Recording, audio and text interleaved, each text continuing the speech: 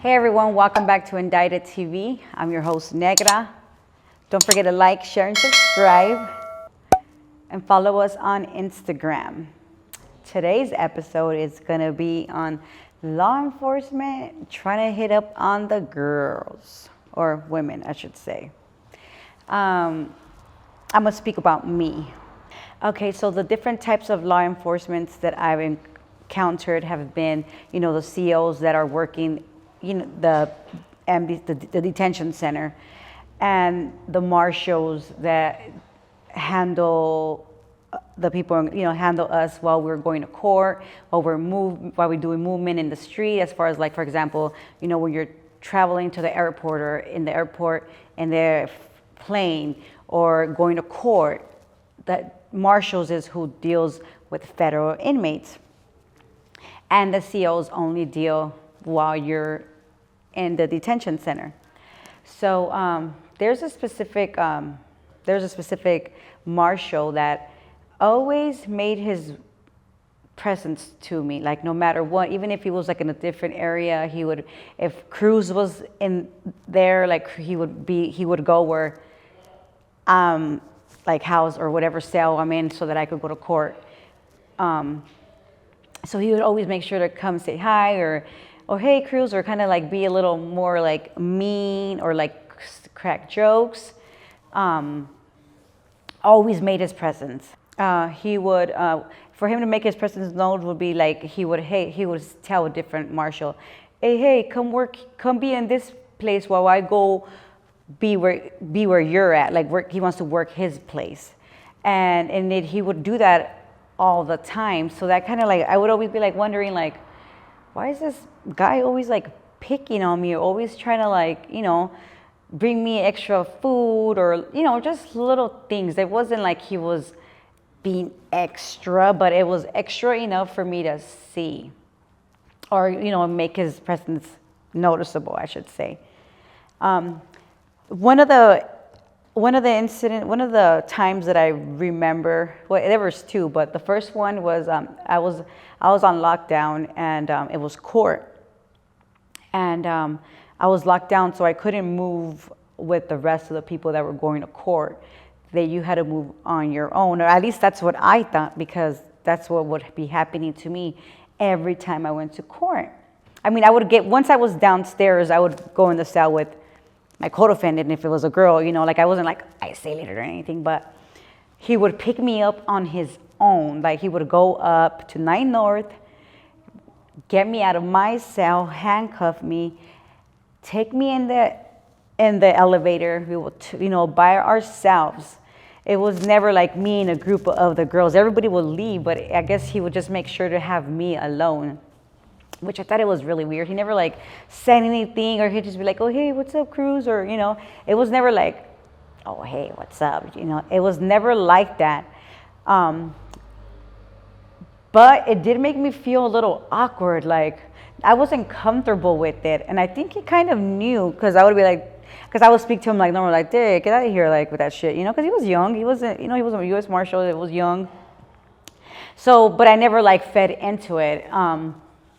So I think that's what he would, like, always be a little bit more persistent, like, oh, hey, come down to a visit, and I'm working here, like, and he would just say, like, stupid little remarks like that. Another time, he picked me up from the 9 North, because I had a court again, and we were in the elevator, and he leaned forward to give me a kiss. And I don't know if there was cameras, or maybe he, like, the way he put me against the wall. Nah, he didn't put me against the wall, like, touch me or anything. He, like, he walked in, my hands are, like, handcuffed, but I was, like, facing the wall. I guess maybe cameras weren't seen, or I'm not really sure why he did it that way or whatever, but he leaned to give me a kiss. And I was like, I just kind of looked, and I was just like, oh my God. I even looked around to see if there was cameras. Obviously, I don't even remember if there was cameras or not, but I'm sure there is. It's a freaking elevator, right? And I was just like, yo, what are you doing? Like, don't be doing that. Don't ever do that shit again. Whatever. He's like, oh, man, I'm sorry. Well, whatever. This guy, he stopped. He wouldn't come and pick me up anymore. like I would go with the rest of the, I guess he kind of got a little scared maybe that I was going to tell on him or something, which I never did, right? Because I mean, it is what it is. He didn't abuse me or anything. He tried to kiss me, but I just left it alone. It was nothing. Well, I was already sentenced, and I was in Minnesota, and I received like 3 letters like in a row, like together. And I'm like, what the heck? I was thinking it was one of the prison babe guys, right? It wasn't. So I read the name, and I was like, oh, shit. Because I knew the guy's name, the U.S. Marshal's name. And I was like, so I read the letters, and he's like, hey, I'm glad you're doing well.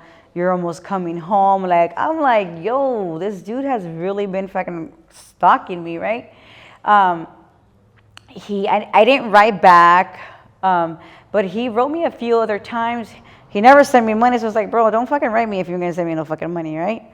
But yeah, I thought that was like something that's like something that I've never really forgotten, because I've never really been hit on by another officer or a CO or, a prison guard from anywhere, any prison or any institution that I've been in.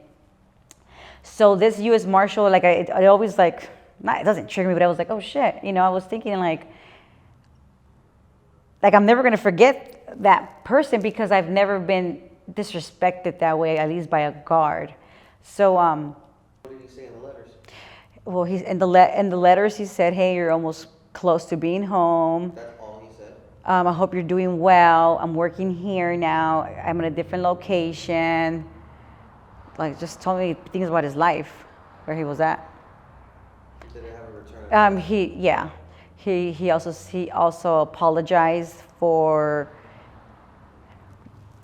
getting the kiss, well, trying to go in for the kiss.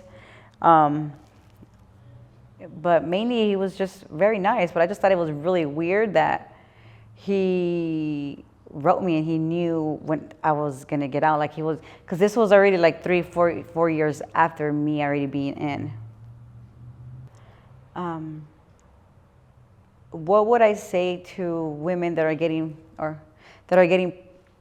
pressed by officers or guards is, you have to think about you and your situation, and like, how many people do they try doing that to? How many do they get away with? So you just got to think about you and where you stand with yourself, because if that gets out, it would also fuck up your whole situation that you have going on, as in, you're going to court. What if you get caught? That's like another charge. So you've got to really sit back and think about, like, even if in the moment you probably think like, oh shit, this is fun. Why not be messing around with this Marshal? Maybe he'll give me some free time, or, bring me in, or bring me some things or whatever. But I personally was kind of too afraid to do anything like that. So yeah. And if you're a guard or an officer that works with women, you shouldn't be taking advantage of women that are not okay with their self-esteem. Just because we're incarcerated doesn't mean that that our self-esteem is low, that we don't feel okay with ourselves. So it's not okay for you guys, or for you officers that do it, to take advantage of women in those kind of situations. And that's it. Thank you for watching Indicted. Don't forget to like, share, and subscribe.